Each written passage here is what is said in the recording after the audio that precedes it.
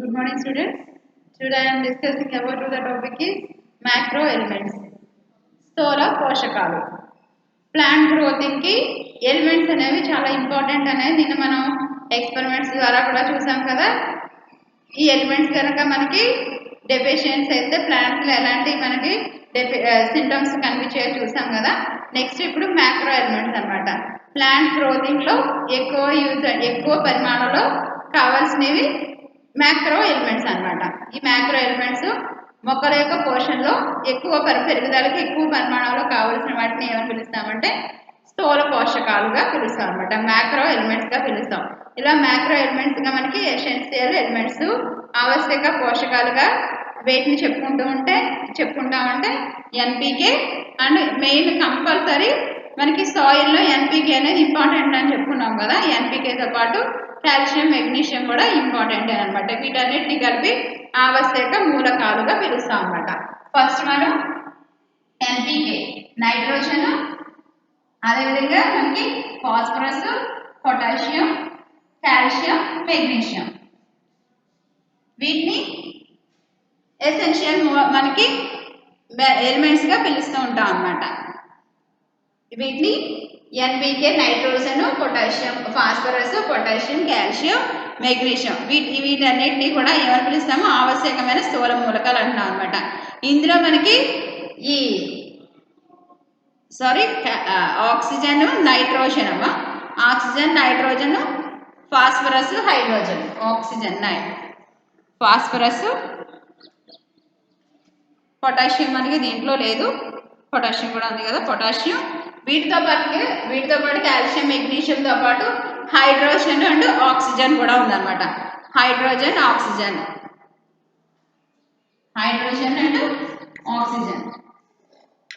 ఇవన్నీ కూడా మనకి nitrogen, phosphorus, potassium, calcium, magnesium, hydrogen, oxygen ఇవి ఆవశ్యక మూలకాలుగా తీసుకుంటున్నాం అనమాట. దీంట్లో మనకి కార్బన్, హైడ్రోజన్, ఆక్సిజన్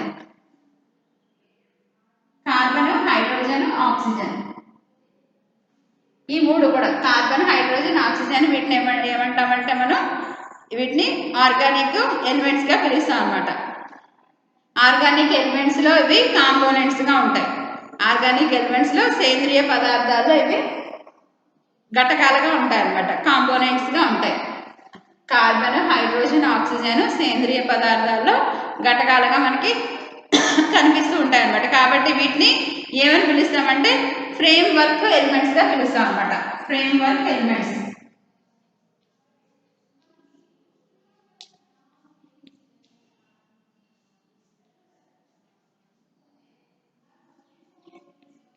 నిర్మాణాత్మక మూలకాలు.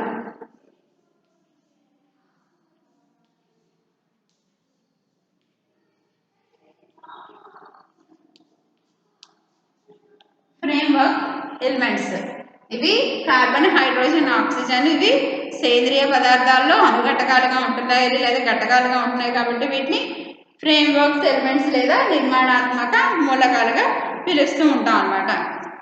మనకి కార్బన్ ఎక్కడి నుంచి లభిస్తుంది అంటే కార్బన్ డైఆక్సైడ్ నుంచి కార్బన్ మనకి అవైలబుల్గా ఉంటుంది. అదేవిధంగా హైడ్రోజన్ ఏమో మనకి అట్మాస్ఫియర్ నుంచి, అదే ఆక్సిజన్ తీసుకుంటే వాటర్ నుంచి అండ్ అట్మాస్ఫియర్ నుంచి మనకి అవైలబుల్గా లభిస్తూ ఉంటుంది అనమాట. అవైలబిలిటీ అనేది ఎక్కడ నుండి ఉంటుంది? హైడ్రోజన్ ఏమో అట్మాస్ఫియర్ నుంచి, అదేవిధంగా ఆక్సిజన్ కూడా అట్మాస్ఫియర్ అండ్ రెండోది వాటర్ నుంచి కూడా.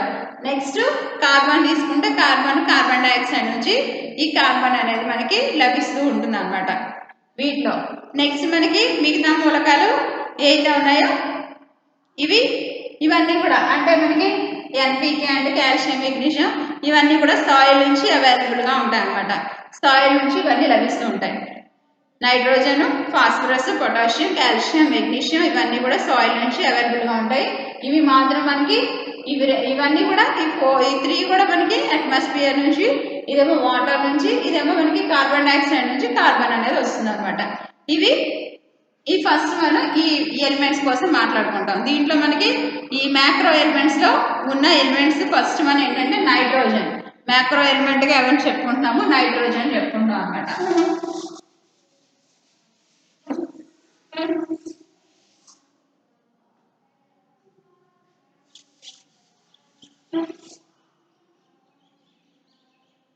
మ్యాక్రో ఎలిమెంట్స్లో ఫస్ట్ వన్ ఏంటి? నైట్రోజన్.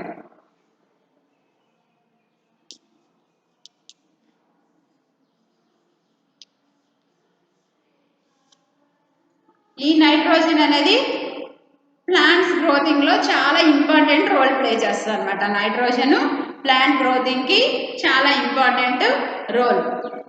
ఎన్పికేలో ఫస్ట్ మనకి ఇంపార్టెంట్ రోల్ ఏంటంటే ప్లాంట్ గ్రోతింగ్లో నైట్రోజన్ అనమాట. ఈ నైట్రోజన్ ప్లాంట్స్కి డైరెక్ట్గా అవైలబుల్గా ఉండదు. ఇది ఏ రూపంలో ఉంటుంది? నైట్రేట్స్, నైట్రైట్స్, అమ్మోనియా రూపంలో ఉంటుంది అనమాట. డైరెక్ట్గా ప్లాంట్ వీటిని నైట్రోజన్ అబ్జర్వ్ చేసుకోలేదు.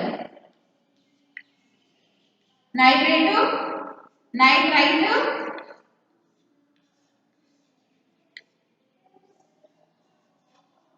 అమ్మోనియా రూపంలో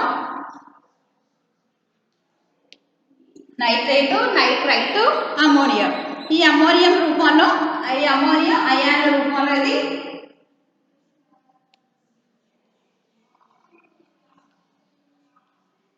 అమ్మోనియం అయాన్స్ రూపంలో వీటిని అబ్జర్వ్ చేసుకుంటుంది అనమాట. నేల నుండి గ్రహిస్తుంది. ఇది డైరెక్ట్గా వీటిని అబ్జర్వ్ చేసుకోలేదు. కానీ కొన్ని మనకి ఈ ఆల్గేస్ ఉంటాయి కదా, బ్లూ గ్రీన్ ఆల్గే ఒకటి, కొన్ని బ్యాక్టీరియాస్ ఏం చేస్తాయంటే డైరెక్ట్గా మనకి అట్మాస్ఫియర్ నుంచి ఈ నైట్రోజన్ అనేది అబ్జర్వ్ చేసుకుంటాయి అనమాట. కొన్ని రకాల బ్యాక్టీరియాస్, అదేవిధంగా కొన్ని బ్లూ గ్రీన్ ఆల్గేస్, ఇది కూడా బ్యాక్టీరియా కదా, ఇవి ఏం చేస్తాయంటే డైరెక్ట్గా అట్మాస్ఫియర్ నుంచి నైట్రోజన్ అబ్జర్వ్ చేసుకుంటాయి. ఈ నైట్రోజన్ అబ్జర్వ్ చేసుకుని అవి ఎక్కడ ఉంటాయి? ఈ రూట్స్లో ఉంటాయి కదా, ప్లాంట్ యొక్క రూట్స్లో. Like a rhizobium bacteria, example rhizobium bacteria. ఇవి ఏం చేస్తుంది? సింబయాటిక్గా ఉంటాయి కదా, సహజీవనం, మొక్కలతో సహజీవనం చేస్తూ ఉంటాయి. ఇవి రూట్స్లో, ప్లాంట్ యొక్క రూట్స్లో మనకి ఈ రైజోబియం అనే బ్యాక్టీరియా ఉంటుంది కదా, ఇది ఏం చేస్తుంది? ప్లాంట్కి కావాల్సిన నైట్రోజన్ ఏ రూపంలో అందిస్తుంది? నైట్రేట్, నైట్రైట్, అమ్మోనియం అయాన్స్ రూపంలో అందిస్తుంది. ఈ రైజోబియంకి కావాల్సిన ఫుడ్ని ఏం చేస్తుంది? ఎవరు అందిస్తారు? ప్లాంట్ అందిస్తుంది అనమాట. ఈ విధంగా ఒకదాంతో ఒకటి హెల్ప్ చేసుకుంటూ ఇవి సింబయాటిక్గా ఉంటాయి అనమాట. ఇవి ఒకదాంతో ఒకటి హెల్ప్ చేసుకుంటూ సింబయాటిక్గా ఇవి ఉంటూ ఉంటాయి అనమాట. ఇది నైట్రోజన్ మనకి ప్లాంట్స్ ఇవి డైరెక్ట్గా అబ్జర్వ్ చేసుకుని కొన్ని రకాల bacterias, example blue green algae అనమాట. రైజోబియం కానీ బ్లూ గ్రీన్ ఆల్గే కానీ ఎగ్జాంపుల్గా తీసుకుంటున్నాం. ఇవి ఏం చేస్తున్నాయి? అబ్జర్వ్ చేసుకొని అట్మాస్ఫియర్లో ఉన్న నైట్రోజన్ అబ్జర్వ్ చేసుకొని ప్లాంట్కి కావాల్సిన నైట్రేట్స్, నైట్రైట్స్, అమ్మోనియం అయాన్స్ రూపంలో వీటిని అందిస్తున్నాయి అన్నమాట.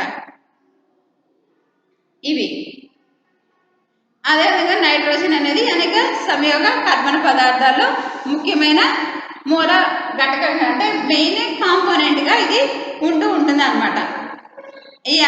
మనకి ఈ నైట్రోజన్ అనేది.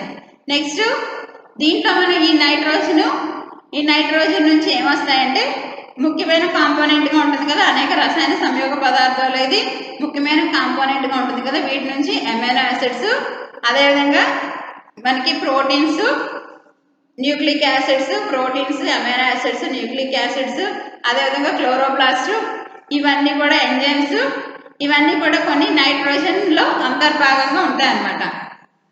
నైట్రోజన్లోనే కొన్ని అంతర్భాగంగా కనిపిస్తూ ఉంటాయి. ప్రోటీన్స్, అదేవిధంగా అమైనో యాసిడ్స్, అదేవిధంగా కొన్ని రకాల వైటమిన్స్, క్లోరోప్లాస్ట్, ఇవన్నీ న్యూక్లిక్ యాసిడ్స్, ఇవన్నీ నైట్రోజన్లో అంతర్భాగంగా ఉంటాయి అన్నమాట. నైట్రోజన్లో అంతర్భాగంగా ఇవన్నీ కనిపిస్తూ ఉంటాయి. అందుచేత మనకి కిరణజన్య సంయోగ క్రియలోను, అదేవిధంగా మెటబాలిక్ రేషియోస్లో కూడా నైట్రోజన్ అనేది ఇంపార్టెంట్ అనమాట. ఫోటోసింథసిస్లోను, అదేవిధంగా మనకి మెటబాలిక్ రియాక్షన్స్లో కూడా ఈ నైట్రోజన్ అనేది ఇంపార్టెంట్గా తీసుకుంటున్నాం అనమాట. నెక్స్ట్ లోప లక్షణాలు. ప్లాంట్స్లో మనకి సింటమ్స్ అన్నమాట. డెఫిషియన్సీ సింటమ్స్, లోప లక్షణాలు. డెఫిషియన్సీ సింటమ్స్, ఈ లోప లక్షణాలు కనుక మనం తీసుకుంటే మనకి సాయిల్లో సర్టెన్ నైట్రోజన్ అనేది కనుక అవైలబుల్గా లేదనుకోండి, అవైలబుల్గా లేనప్పుడు లీవ్స్ అన్నీ కూడా మనకి డార్క్ ఎల్లో కలర్లోకి వచ్చేస్తాయి అనమాట. గ్రీన్ కలర్లో ఉండాల్సిన లీవ్స్ అన్నీ కూడా డార్క్ ఎల్లో కలర్లోకి చేంజ్ అయిపోతాయి. సఫిషియెంట్గా అవైలబుల్, మనకి నైట్రోజన్ అనేది అవైలబుల్గా లేనప్పుడు అనమాట. దీన్ని మనం ఏమని పిలిచాము, నిన్న చెప్పుకున్నాం కదా సింటమ్స్లో, క్లోరోసిస్ అని పిలిచాం అనమాట, నిరహరితం అని పిలిచాం అనమాట, క్లోరోసిస్. ఈ నైట్రోజన్ అనేది ఎలా ఉంటుందంటే చలనశీలంగా ఉంటుంది అనమాట. అంటే వన్ ప్లేస్ నుంచి అనదర్ ప్లేస్కి ఇది ట్రాన్స్ఫర్ అవుతూ ఉంటుంది అనమాట. వన్ ప్లేస్ టు చలనశీలంగా ఉంటుంది కాబట్టి వన్ ప్లేస్ నుంచి అనదర్ ప్లేస్కి ఇది ట్రాన్స్ఫర్ అవుతూ ఉంటుంది అనమాట. ఈ చలనశీలంగా ఉంటుంది కాబట్టి యాక్చువల్గా మనకి యంగ్ లీవ్స్ ఏదైతే ఉన్నాయో లేత పత్రాలు ఎలా కనిపిస్తాయి, గ్రీన్ కలర్లో మనకి కలిగి ఉంటాయి కదా, గ్రీన్ కలర్లో కనిపిస్తూ ఉంటాయి. మనకి ఈ క్లోరోసిస్ అనేది ఎగ్జాంపుల్ డైకాట్లిడన్స్, మోనోకాట్లిడన్స్ తీసుకున్నాం అనుకోండి, ఏకదళ బీజాల్లో తీసుకుంటే ఏకదళ బీజాల్లో జియామేజ్ని ఎగ్జాంపుల్గా తీసుకుంటున్నాం, మొక్కజొన్నని ఎగ్జాంపుల్గా తీసుకుంటాం అనమాట. ఈ మొక్కజొన్నని ఎగ్జాంపుల్గా తీసుకుంటే ఇది ఈ క్లోరోసిస్ అనేది ఎక్కడి నుంచి స్టార్ట్ అవుతుందంటే లీవ్స్ నుంచి స్టార్ట్ అవుతుంది అనమాట. క్లోరోసిస్ లీవ్స్ నుంచి స్టార్ట్ అవుతుంది. ఈ లీవ్స్ నుండి స్టార్ట్ అయ్యి మనకి గ్రాడ్యువల్గా ఏమవుతుందంటే లీవ్ యొక్క ఎండ్ పార్ట్ నుంచి గ్రాడ్యువల్గా స్టెమ్ వరకు వస్తూ ఉంటుంది అనమాట. అంటే స్టెమ్ ముందు వరకు అంటే పత్ర పీఠం వరకు కూడా, లీఫ్ టిప్ పార్ట్ నుంచి మనకి ఈ పత్రం యొక్క పీఠం వరకు కూడా ఏమొస్తుందంటే అంటే స్టెమ్ వరకు కూడా ఇది గ్రాడ్యువల్గా ట్రాన్స్ఫర్ అవుతూ వస్తుంది అనమాట. ఇది చలనశీలత మూవింగ్ యాక్షన్ కలిగింది కాబట్టి ఇది ఏం చేస్తుంది, క్రమంగా ఇది ఒక భాగం నుంచి ఇంకో భాగానికి ట్రాన్స్ఫర్ అవుతూ వస్తుంది అనమాట. ఇది మనకి మోనోకాట్లిడన్స్లో జియామేజ్ని ఎగ్జాంపుల్ తీసుకున్నాం. Next tomato.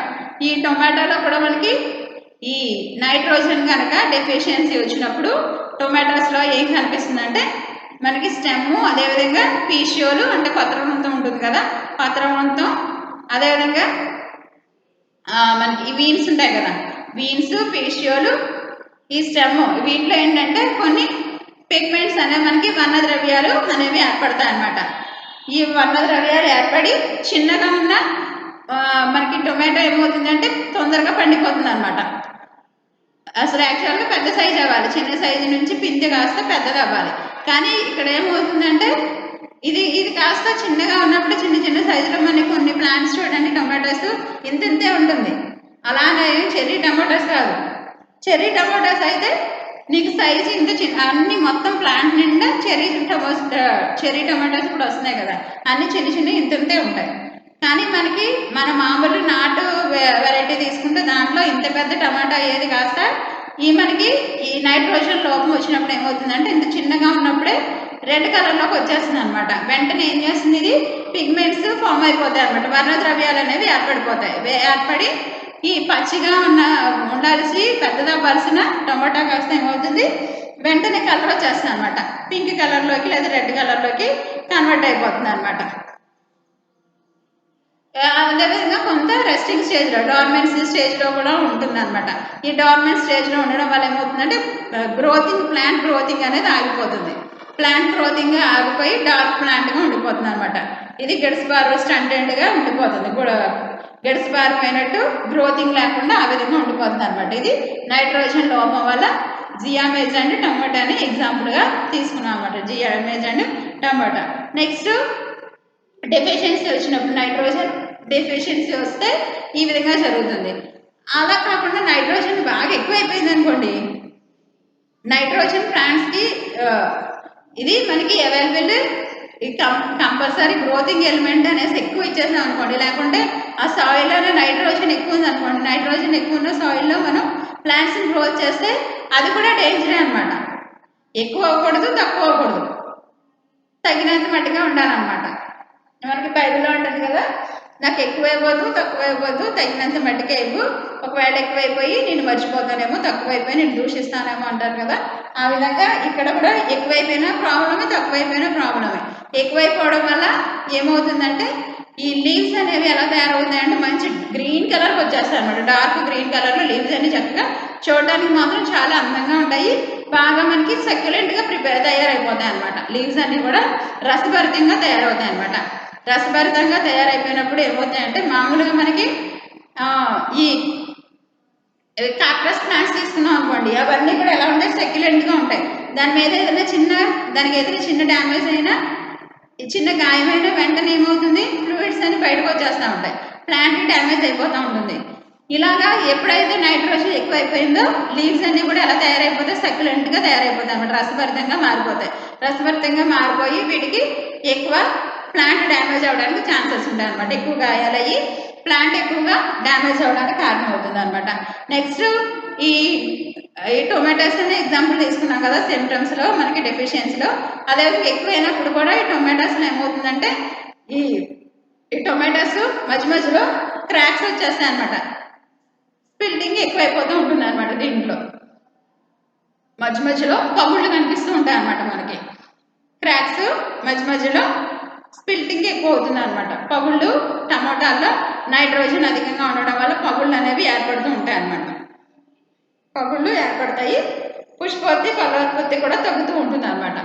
నైట్రోజన్ ఎక్కువైపోవడం వల్ల ఫ్లవరింగ్, అదేవిధంగా ఫ్రూటింగ్ కూడా ఫ్లవర్స్ లేకపోతే ఫ్రూట్స్ ఎక్కడి నుంచి వస్తాయి, రావు కదా, ఈ విధంగా తగ్గిపోతూ ఉంటాయి అనమాట. నెక్స్ట్ ఇవి బాగా సక్యులెంట్గా ప్రిపేర్ అయిపోయినాయి, రసభరితంగా ఉన్నాయి కదా. ఇలా రసభరితంగా ఉన్నప్పుడు ఇన్సెక్ట్స్ వచ్చి వీటి మీద ఎక్కువ అటాక్ చేస్తాయి అన్నమాట. వాటికి ఈజీగా చూడడానికి అందంగా కనిపిస్తూ ఉంటాయి కదా, ఈ ఇన్సెక్ట్స్ వచ్చి లీవ్స్ని, ఫ్రూట్స్ని, అదేవిధంగా ఈ ఫ్లవర్స్ని కూడా ఏం చేస్తాయంటే ఇవి అటాక్ చేస్తూ ఉంటాయి అన్నమాట. కీటకాల బారి నుంచి తప్పించుకోవడం కష్టమవుతూ ఉంటుంది అనమాట. అదేవిధంగా మనకి ఈ నైట్రోజన్ లోపం వచ్చినప్పుడు ఏం చేస్తామంటే దాన్ని సవరించడం కోసం సాయిల్లో మనం ఫెర్టిలైజర్స్ అనేవి యూజ్ చేస్తాం అనమాట. ఫెర్టిలైజర్స్ అమ్మోనియం సల్ఫేట్ కానీ ఇలాంటి వాటిని ఏం చేస్తాము, ammonium sulphate, ammonium nitrate, urea ఇలాంటి వాటిని వేస్తూ ఉంటాం అనమాట. Ammonium sulphate, ammonium nitrate, urea.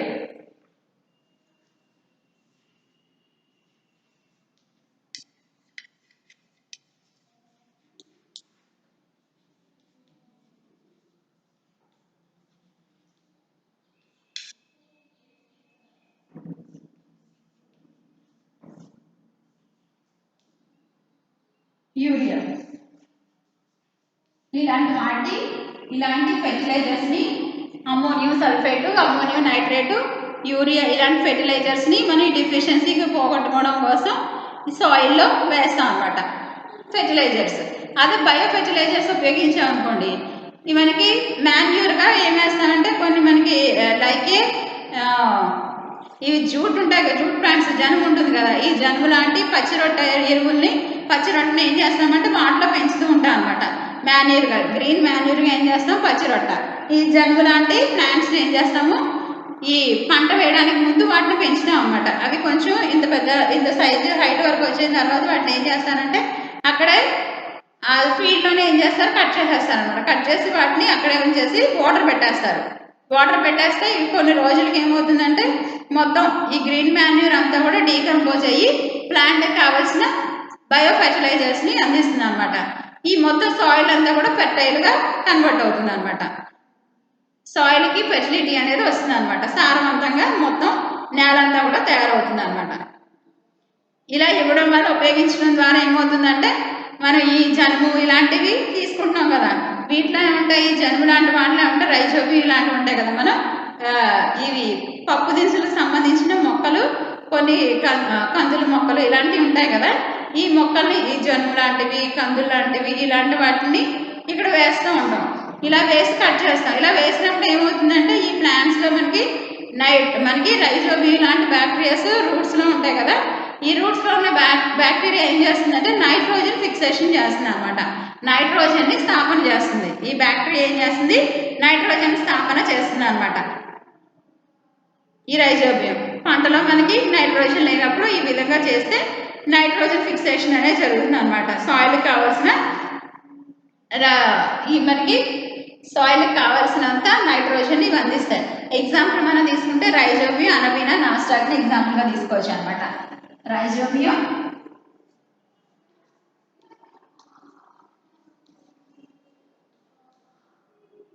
Nasdaq, అనబీనా ఇవన్నీ కూడా మనకి బ్లూ గ్రీన్ ఆల్వేస్ కదా. ఇది ఈ పంపు మొక్కల యొక్క వేరు వేరుగొడుపులో ఉంటాయన్నమాట. Rhizobium, Nasdaq, అనబినా. రైజోబియం, నాస్టాక్, అనబినా ఇవన్నీ కూడా మనకి ఈ వేరుగొడుపుల్లో రూట్ నోడ్యూల్స్లో ఇవన్నీ కనిపిస్తాయి అన్నమాట. ఇవి నైట్రోజన్ ఫిక్సేషన్ చేస్తాయి అన్నమాట. ప్లాంట్కి కావాల్సిన అది సాయిల్కి కావాల్సిన ఫెర్టిలిటీ అనేవి బయో ఫెర్టిలైజర్స్కి ఇవి అందిస్తూ ఉంటాయి అన్నమాట. ఇలాగా బయో ఫెర్టిలైజర్స్ ఎక్కువగా మనకి లెగ్యూమినేసీ ఫ్యామిలీకి చెందిన మొక్కల్లో ఎక్కువగా ఉంటాయి కాబట్టి వీటిని పెంచి వీటిని కట్ చేసి సాయిల్కి కావాల్సిన ఫెర్టిలిటీని బయో ఫెర్టిలైజర్గా అందిస్తూ ఉంటాం అన్నమాట. ఇది టోటల్గా మనకి నైట్రోజన్ గురించి అనమాట. నెక్స్ట్ నైట్రోజన్ తర్వాత ఫాస్ఫరస్.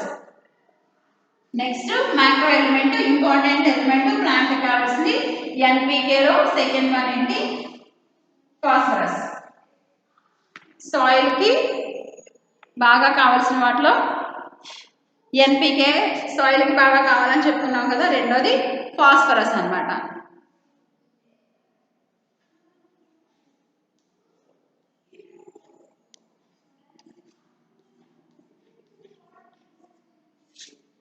ఫాస్ఫరస్ ఈ ఫాస్ఫరస్ తీసుకుంటే ప్లాంట్ గ్రోతింగ్లో సెకండ్ రోల్ ప్లే చేసేది ఎవరంటే ఫాస్ఫరస్ అన్నమాట. సెకండ్ రోల్ మొక్కలు మనకి ఈ ఫాస్ఫరస్ని ఈ ఎలిమెంట్ని ఎలా తీసుకుంటాయంటే రూట్స్ ద్వారా తీసుకుంటాయి అన్నమాట. అదే మనకి నైట్రోజన్ అంటే నైట్రేట్స్, నైట్రైట్స్ అమోనియా రూపంలో ఇవి తీసుకుంటున్నాయి కదా. అవి డైరెక్ట్గా అట్మాస్ఫియర్ నుంచి కాకుండా ఇవి ఈ రూపంలో తీసుకుంటున్నాయి. అదే ఫాస్ఫరస్ అయాన్ అయితే మనకి ఏం చేస్తుందంటే రూట్స్ ద్వారా ఈ ఎలిమెంట్ ఏం చేస్తుందంటే వీటిని అయాన్ రూపంలో తీసుకుంటుంది అనమాట. ఇది కూడా ఫాస్ఫేట్ అయాన్ల రూపంలో తీసుకుంటుంది అనమాట. ఫాస్ఫేట్ అయాన్ల రూపంలో H2PO4 ఫాస్ఫేట్ అయాన్ల రూపంలో వీటిని తీసుకుంటూ ఉంటుంది అనమాట. ఈ మూలకం రూట్స్ ద్వారా అయాన్ల రూపంలో ఫాస్ఫేట్ అయాన్ల రూపంలో ఇది తీసుకుంటూ ఉంటుంది అనమాట.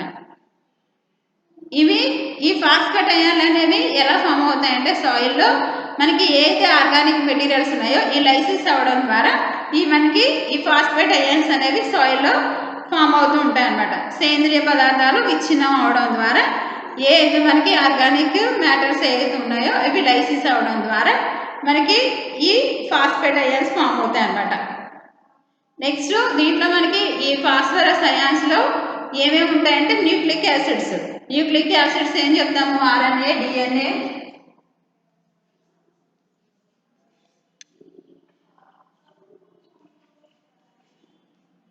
ఏటీపీ,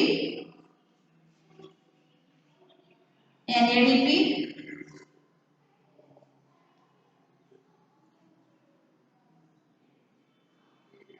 ఏటీపీ, ఎన్ఏడిపి ఇవన్నీ కూడా మనకి ఎన్ఏడి, ఏడిపి,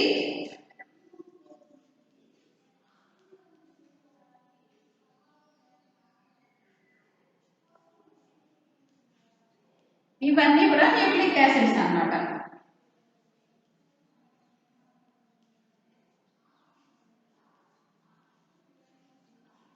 ఇవన్నీ కూడా న్యూక్లిక్ యాసిడ్స్. ఇవన్నీ కూడా మనకి ఫాస్ఫేట్స్, న్యూక్లిక్ యాసిడ్స్ అన్నీ కూడా ఏ రూపంలో ఉంటాయి? అయాన్ల రూపంలో, ఫాస్ఫేట్ అయాన్ల రూపంలో. ఇవి ఫాస్ఫరస్లో న్యూక్లిక్ యాసిడ్స్ అన్ని ఫాస్ఫేట్ అయాన్ల రూపంలో ఉంటాయి అన్నమాట. ఏంటంటే RNA, DNA, ATP, NADP, NAD, ADP. RNA, DNA, ATP, NADP, NAD, ADP ఇవన్నీ కూడా కేంద్రక ఆమ్లాలు అన్నమాట. ఇవన్నీ అధిక శక్తి యౌగికాలైన అనుఘటకాలుగా ఉంటాయన్నమాట. ఘటకం అంటే అన్ని జీవక్రియల్లో కూడా ఇవి మెటబాలిక్ రియాక్షన్స్ అన్నిటిలో కూడా ఇవి పాల్గొంటూ ఉంటాయి అన్నమాట. మనకి సెల్ మెంబ్రేన్ ఉంటుంది కదా. ఈ సెల్ మెంబ్రేన్లో కణత్వచం ఏదైతే ఉంది, కణత్వచంలో మనకి ఫాస్ఫోలిపిడ్ ఉంటుంది అన్నమాట. సెల్ మెంబ్రేన్లో ఫాస్ఫోలిపిడ్. ఈ ఫాస్ఫోలిపిడ్లో ఫాస్ఫరస్ అనేది ఎలా ఉంటుందంటే ఒక కాంపోనెంట్గా ఉంటుంది అన్నమాట. సెల్ మెంబ్రేన్లో ఉండే ఫాస్ఫోలిపిడ్స్లో ఫాస్ఫరస్ ఒక కాంపోనెంట్గా ఉంటుంది అన్నమాట. నెక్స్ట్ మనకి విభాజ్య కణజాలంలో విభాజ్య మనకి మెరిస్టమేటిక్ స్టెమ్ ఉంటుంది, అది ఉంటుంది కదా, టిష్యూ ఉంటుంది కదా. దీంట్లో విభాజ్య కణజాలంలో ఈ ఫాస్ఫరస్ అనేది అధిక మొత్తంలో ఉంటుంది అనమాట. అధిక మొత్తంలో విభాజ్య కణజాలంలో ఈ ఫాస్ఫరస్ అనేది ఉంటుంది అనమాట. నెక్స్ట్ నైట్రోజన్ తర్వాత మనకి ఈ ఫాస్ఫరస్ అనేది ఎక్కువ ప్లాంట్ గ్రోతింగ్కి ఉపయోగపడుతూ ఉందన్నమాట. నైట్రోజన్ తర్వాత ఫాస్ఫరస్ ఎక్కువగా ప్లాంట్ గ్రోతింగ్కి ఉపయోగపడుతూ ఉంటుంది అనమాట. ఇది నైట్రోజన్ తర్వాత ఎక్కువగా లోపించే మూలకం ఏదైతే చెప్పుకుంటున్నామంటే ఈ ఫాస్ఫరస్నే చెప్పుకుంటాం అనమాట. ఫాస్ఫరస్ లోపం వల్ల ఏమైపోతుందంటే ప్లాంట్స్ అన్నీ కూడా షార్ట్గా ఉంటాయి అనమాట, పొట్టిగా ఉంటాయి, పొడవు ఎదగవు అనమాట. ఇవి గ్రోతింగ్ అనేది లేకుండా పొట్టిగా ఉంటాయి అనమాట వీటి లోపం వల్ల. ఈ లీవ్స్ ఏవైతే ఉన్నాయో ఈ లీవ్స్ కాస్త మనకి ఏ కలర్లో మారిపోతాయంటే డార్క్ గ్రీన్ కలర్లోకి వచ్చేస్తాయి అనమాట. లీవ్స్ అన్నీ కూడా డార్క్ గ్రీన్ కలర్లోకి వచ్చేసి కొన్ని మనకి యాంథోసైనిన్ అంటే పిగ్మెంట్స్ ఉంటాయి కదా, పిగ్మెంట్స్ అనేవి ఫామ్ అవుతూ ఉంటాయి అనమాట. టొమాటోస్లో ఎలాగైతే ఈ పిగ్మెంట్స్ ఫామ్ అయ్యి చిన్న సైజులో ఉన్న టొమాటో రెడ్ కలర్కి వచ్చిందో అదేవిధంగా దీంట్లో కూడా కొన్ని పిగ్మెంట్స్ అనేవి ఫామ్ అవుతాయి అనమాట. డార్క్ గ్రీన్ కలర్లోకి ఏమో లీవ్స్ వచ్చేస్తాయి. మొత్తం ప్లాంట్ అంతా కూడా ఎలా మారిపోతుంది, షార్ట్గా ఉంటుంది, గ్రోతింగ్ ఉండదు అనమాట. ఇవి ఏం చేస్తాయంటే ఇవి కూడా చలనశీలత కలిగిన అయాన్స్ అనమాట. వన్ ప్లేస్ నుంచి అందర్ ప్లేస్కి ఇవి ట్రాన్స్ఫర్ అవుతూ ఉంటాయి, వన్ ప్లేస్ నుంచి అందర్ ప్లేస్కి. కాబట్టి ఫస్ట్ మనకి ఎక్కడ కనిపిస్తుంది అంటే ఇది కూడా చలనశీలత కలిగిన వన్ ప్లేస్ నుంచి అందర్ ప్లేస్కి ట్రాన్స్ఫర్ అవుతూ ఉంటుంది కాబట్టి లీవ్స్లో కనిపిస్తూ ఉంటుంది అనమాట. ఫస్ట్ ముదురు పత్రాల్లో కనిపిస్తుంది అనమాట. యంగ్ లీవ్స్ కాకుండా ఎడల్ట్ లీవ్స్లో కనిపిస్తూ ఉంటుంది. ముదురు పత్రాల్లో ఈ లోపం అనేది సిమ్టమ్స్ మనకి కనిపిస్తూ ఉంటాయి అనమాట. ఇలాగా ఈ మనకి ఫాస్ఫరస్ డెఫిషియన్సీ వచ్చింది అనుకోండి, పంట అంతా కూడా లేట్గా కాపుకు వస్తుంది. ఎందుకు లేట్గా కాపుకు వస్తుంది? ప్లాంట్స్ చూస్తే ఎలా ఉంటాయి, షార్ట్గా ఉంటాయి. గ్రోతింగ్ అనేది చాలా తగ్గిపోతూ ఉంటుంది అనమాట. గ్రోతింగ్ తక్కువగా ఉండడం వల్ల పంట కూడా చాలా లేట్గా కాపుకు వస్తూ ఉంటుంది అనమాట. ఫ్లవరింగ్ లేట్గా వస్తుంది. ఫ్లవరింగ్ లేట్గా వస్తే ఈ ఫ్రూటింగ్ కూడా లేట్ అవుతుంది అనమాట. కాబట్టి ఇలాగ లేట్ అవ్వడం వల్ల ఏమవుతుందంటే పంట దిగుబడి అనేది తగ్గిపోతుంది అనమాట. ఇలా అవ్వడం వల్ల ఏమవుతుంది, పంట దిగుబడి అనేది తగ్గిపోతుంది అనమాట. అదేవిధంగా ఫాస్ఫరస్ కనుక ఎక్కువగా ప్లాంట్స్లో అవైలబిలిటీ ఉందనుకోండి, లభించినప్పుడు ఏమవుతుందంటే ఈ మనకి స్టెమ్ కన్నా రూట్ యొక్క గ్రోతింగ్ అనేది ఎక్కువైపోతుంది అనమాట. స్టెమ్ కన్నా రూట్ గ్రోతింగ్ ఎక్కువైపోతుంది. వేరు వ్యవస్థ అనేది బాగా ఎక్కువగా పెరిగిపోతూ ఉంటుంది అనమాట. దీనివల్ల ఏమవుతుంది, ట్రాన్స్పిరేషన్ కూడా ఎక్కువైపోతుంది. ప్లాంట్ ఎక్కువగా వాటర్ అది అబ్జర్వ్ చేసుకుంటూ ఉంటుంది, పైన ట్రాన్స్పిరేషన్ కూడా ఎక్కువ జరుగుతూ ఉంటుంది అనమాట. నెక్స్ట్ ఇది అధికంగా ఉంటాయి. ఈ లోపాన్ని మనం ఈ డెఫిషియన్సీని సవరించాలంటే ఏం చేయాలంటే ఫాస్ఫేట్ కలిగిన ఎరువులు వాడితే సరిపోతుంది అనమాట. భూమిలో మనకి ఈ ఫాస్ఫేట్ యొక్క లోపాన్ని సవరించడం కోసం కంట్రోల్ చేయాలంటే ఏం చేయాలి, ఫాస్ఫేట్ ఎరువులు వాడితే సరిపోతుంది అనమాట. ఫాస్ఫేట్ ఎరువులు మనకి మార్కెట్స్లో అవైలబుల్గా ఉంటాయి, వాటిని వాడితే సరిపోతుంది అనమాట. ఇది ఫాస్ఫేట్. తర్వాత ఏంటి, పొటాషియం. ఫాస్ఫరస్ తర్వాత potassium. Third one potassium.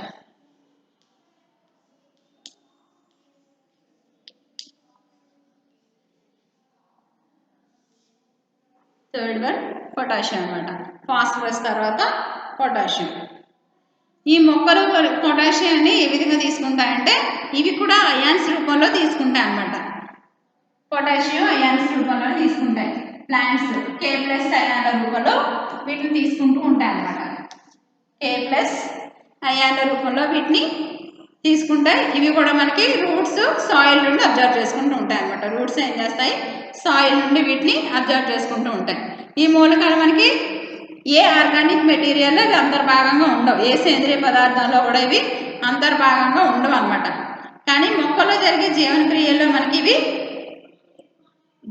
Metabolic ratios అన్నింటిలో కూడా ఈ పొటాషియం మెటబాలిక్ రేషియోస్ అన్నీ కూడా దేని మీద బేస్ అయి ఉంటాయంటే ఈ పొటాషియం యొక్క డెన్సిటీని బేస్ చేసుకునే ఉంటాయి అనమాట. ఈ పత్రరంధ్రాల్లో మనకి స్టొమాటస్ మూమెంట్ కానీ లేకుండా మెటబాలిక్ రేషియోస్ అన్నీ కూడా ఈ జీవక్రియలు అదేవిధంగా పత్రరంధ్రాల చలనం అంతా కూడా పొటాషియం గాఢత మీదే ఆధారపడి ఉంటుంది అనమాట. ఇవి నెక్స్ట్ ఇవి క్యాటయాన్స్ని అదేవిధంగా యానియాన్స్ని ఈవెంట్ చేయడానికి సమతుల్యం చేయడానికి కూడా ఇవి ఉపయోగపడుతూ ఉంటాయి అన్నమాట. క్యాటయాన్స్ని యానియాన్స్ని ఇవి సమతుల్యం చేయడానికి మనకి ఈ పొటాషియం అయాన్స్ అనేవి యూజ్ అవుతూ ఉంటాయి. నెక్స్ట్ ఈ మెటబాలిక్ రేషియోస్లో కొన్ని ఎంజైమ్స్ని యాక్టివ్ చేయడానికి కూడా ఇవి ఉపయోగపడుతూ ఉంటాయి అన్నమాట. ఈ మెటబాలిక్ రేషియోస్లో కొన్ని రకాల ఎంజైమ్స్ ఉంటాయి కదా, ఎంజైమ్స్ని అట్రాక్ట్ చేయడానికి ఎంజైమ్ని ఉత్తేజపరచడానికి ఇవి ఉపయోగపడుతూ ఉంటాయి. వాటి యొక్క మెటబాలిక్ రేషియోస్ని ఎలాగే ఈ ఎంజైమ్స్ని యాక్టివ్ చేసి వాటి యొక్క మెటబాలిక్ రేషియోస్ని ఏం చేస్తాయంటే యాక్టివ్గా చేస్తాయి అన్నమాట. నెక్స్ట్ ఈ రెస్పిరేషన్ ప్రాసెస్ ఉంటుంది కదా, రెస్పిరేషన్ ప్రాసెస్లో స్టార్చ్ ఉంటుంది. రెస్పిరేషన్ ప్రాసెస్లో స్టార్చ్ లైసిస్ అవ్వడానికి ఇది హెల్ప్ చేస్తుంది అనమాట. స్టార్చ్ లైసిస్ అవ్వడానికి శ్వాసక్రియలో పిండి పదార్థం విచ్ఛిన్నం అవడానికి అదేవిధంగా మనకి ఫోటోసింథసిస్లో పిండి పదార్థం ఏర్పడడానికి ఫామ్ అవడానికి లైసిస్ అవడానికి కూడా రెస్పిరేషన్లోనేమో స్టార్చ్ లైసిస్ అవడానికి ఫోటోసింథసిస్లోనేమో స్టార్చ్ ఫామ్ అవడానికి ఇది హెల్ప్ చేస్తుంది అనమాట. పొటాషియం అనేది కిరణజన్య సంయోగ క్రియలో పిండి పదార్థం మనకి ఆహారం ప్రిపేర్ చేసుకుంటుంది కదా, స్టార్చ్ రూపంలోనే గ్లూకోజ్ రూపంలోనే ప్రిపేర్ చేసుకుంటుంది కదా, ఈ ప్రిపేర్ చేసుకోవడానికి ఇది హెల్ప్ చేస్తూ ఉంటుంది అనమాట. హెల్ప్ చేస్తూ పొటాషియం హెల్ప్ చేస్తూ ఉంటుంది అనమాట. పొటాషియం అనేది ఈ మనకి ఈ ప్లాంట్స్ యొక్క సెల్స్ ఏవైతే ఉన్నాయో అవి ఎలాంగేట్ అయ్యి ఎలాంగేషన్ చేంజెస్ కూడా దేని మీద బేస్ అయి ఉంటుందంటే ఈ పొటాషియం మీద బేస్ అయి ఉంటుంది అనమాట. కణాలు శ్వేత స్థితిలో మార్పులు చెందడానికి కారణం కూడా ఈ పొటాషియం అనమాట. మనకి నైట్రోజన్ ఫాస్ఫరస్ ఈ పొటాషియం మూడు కూడా ఇవి చలనశీలంగానే ఉంటాయి. అందువల్ల ఇవి ఈ మూడింటిలో కూడా అంటే ఎప్పుడైతే ఇవి ట్రాన్స్ఫర్ క్యారెక్టర్ని కలిగి ఉంటాయో వన్ ప్లేస్ నుంచి అదర్ ప్లేస్కి ట్రాన్స్ఫర్ అయ్యే క్యారెక్టర్ని కలిగి ఉంటాయో ఇవి ఏం చేస్తుందంటే సింటమ్స్ అనేది ఫస్ట్ దేంట్లో కనిపిస్తుందంటే మనకి ముదురు పత్రాల్లో కనిపిస్తుంది అనమాట.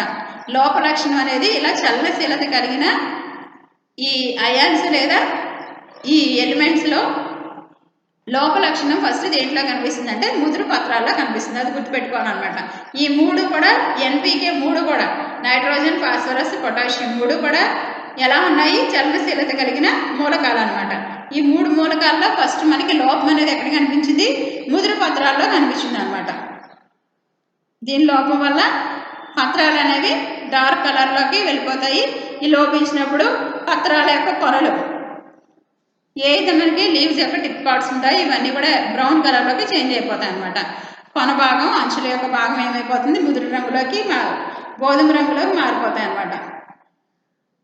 ఈ మనకి నైట్రోజన్ డెఫిషియన్సీ వస్తే ఈ లీవ్స్ అనేవి ఎలా అయిపోతాయంటే విల్టింగ్ అయిపోతుంది అనమాట. విల్ట్ అయిపోయి అక్కడ మనకి డ్రైడ్గా స్పాట్స్ అనేవి ఫామ్ అయిపోతూ ఉంటాయి. ఎండిపోయిన మచ్చలుగా కనిపిస్తూ ఉంటాయి అనమాట. నెక్రోటిక్ స్పాట్స్ అనేవి పడతాయి అనమాట. కణజాల క్షయపు మచ్చలు అంటాం కదా. ఎప్పుడైతే లీఫ్ డ్రై అయిపోతుందో ఆటోమేటిక్గా అక్కడ ఒక మచ్చలాగా వచ్చేస్తుంది అనమాట. డ్రై అయిపోయినప్పుడు ఒక స్పాట్ ఫామ్ అవుతుంది అక్కడ. వీటిని నెక్రోటిక్ స్పాట్స్గా పిలుస్తాం అనమాట. కణజాల క్షయపు మచ్చలుగా వీటిని పిలుస్తూ ఉంటాం అనమాట. కలర్ అంతా కూడా గోధుమ రంగులోకి ఇవి మారిపోతూ ఉంటాయి అనమాట. ఎప్పుడైతే పొటాషియం లోపం వచ్చిందో ఈ స్టెమ్స్ కూడా వీక్గా అయిపోతాయి అనమాట. కాండాలు బలహీనం అయిపోతూ ఉంటాయి. కాండాలన్నీ కూడా బలహీనంగా ఉండి ఇది ఏమైపోతాయంటే కిందకి వాలిపోతాయి అనమాట. లోడింగ్ ఆఫ్ క్రియర్స్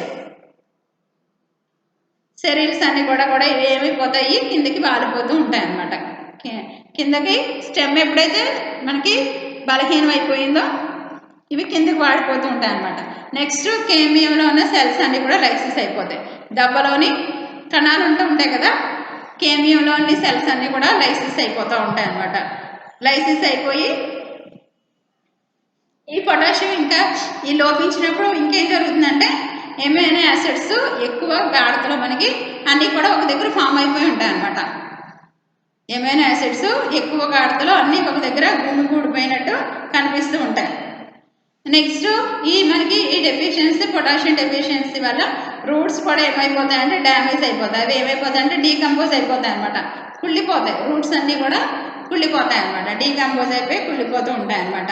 మనకి ఈ లోపాన్ని సరిచేయాలంటే ఏం చేస్తామంటే ఈ ఫెర్టిలైజర్స్ ఉపయోగిస్తాం అనమాట. ఈ ఫెర్టిలైజర్స్ మ్యూరియేట్ని లేదా సల్ఫేట్ ఆఫ్ పొటాష్ని ఉపయోగిస్తూ ఉంటాం అనమాట. Muriate,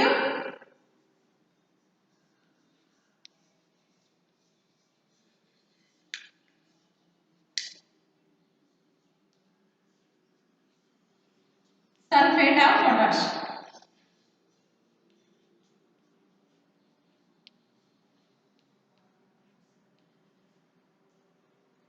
muriate, sulphate of పొటాష్ని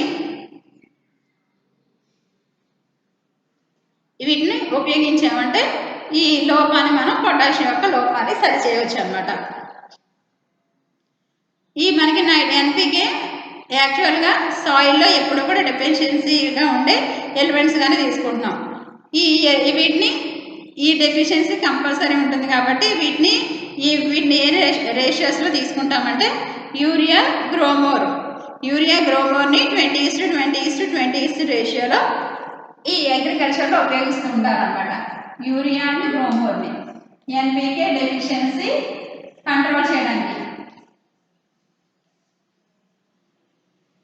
fertilisers ఏంటమ్మా యూరియా అండ్ గ్రోమోర్, వీటిని 20:20:20 రేషియోలో తీసుకుంటారు అనమాట. అప్పుడు ఈ ఎన్పికే ఇప్పుడు ఒక్క పొటాషియం డెఫిషియన్సీ గురించి మాట్లాడుకుంటున్నాం. టోటల్గా కంపల్సరీ ఈ ఎన్పికే అనేది సాయిల్లో డెఫిషియన్సీ ఉంటుంది. Nitrogen, potassium, phosphorus compulsory deficiency ఉంటుంది. ఈ డెఫిషియన్సీ పోవాలంటే ఏం చేస్తాం, ఈ మూలకాల లోపం పోవాలంటే యూరియాని గ్రోమోర్ని ఎలా తీసుకుంటున్నాము 20:20:20 రేషియోలో తీసుకుంటాం అనమాట. ఎరువుల్ని అధిక మొత్తంలో వ్యవసాయానికి వీటిని ఉపయోగిస్తూ ఉంటారనమాట.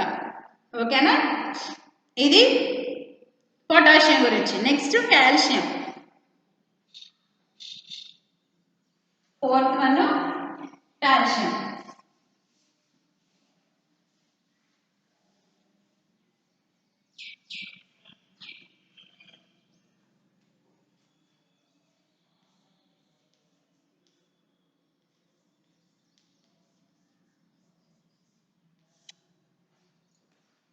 ఫోర్త్ వన్ కాల్షియం అనమాట. ఈ కాల్షియము డైవాలెంట్ అయాన్ల రూపంలో కాల్షియంని ప్లాంట్స్ అబ్జర్వ్ చేసుకుంటాయి. డైవాలెంట్ అయాన్ల రూపంలో.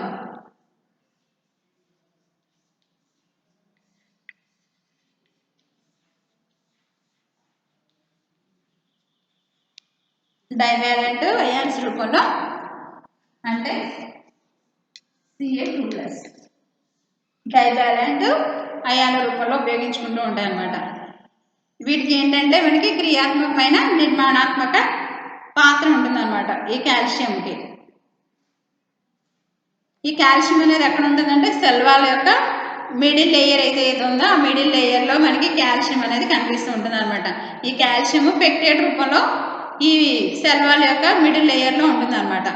పెక్టేట్ రూపంలో ఉంటుంది. మనకి ఇది మెంబ్రెయిన్స్ ఫామ్ అవ్వడానికి కాల్షియం అనేది సెల్ మెంబ్రెయిన్స్ ఫామ్ అవ్వడానికి ఇది ఉపయోగపడుతూ ఉంటుంది అనమాట. ఇది ఇంకే గుణాన్ని కలిగి ఉంటుందంటే పెర్మియబుల్ మనకి గుణాన్ని ఇది కలిగి ఉంటుంది అనమాట. భేదక పారగమ్య త్వచ గుణాన్ని ఇది కలిగి ఉంటుంది అనమాట. నెక్స్ట్ ఇది సూక్ష్మ నాళికలు మైక్రోట్యూబ్యూల్స్ ఫార్మేషన్లో కూడా ఇది హెల్ప్ చేస్తుంది అనమాట. సూక్ష్మ నాళికలు తయారవడానికి ఇది ఉపయోగపడుతూ ఉంటుంది అనమాట. ఇది కూడా ఏం చేస్తుందంటే ఎంజైమ్స్ని యాక్టివ్ చేస్తుంది. ఎగ్జాంపుల్ ఏటీపీఏజ్, ఫాస్ఫోలైపేజ్ని, ఏటీపీఏజ్ని, ఎడినైల్ కైనేజ్ని. ఇది ఎడినైల్ కైనేజ్,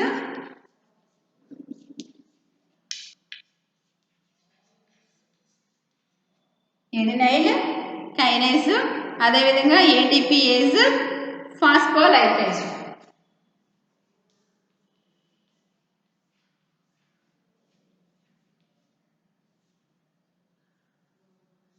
ఫాస్ఫోలైపేజ్ ఏటీపీఏజ్.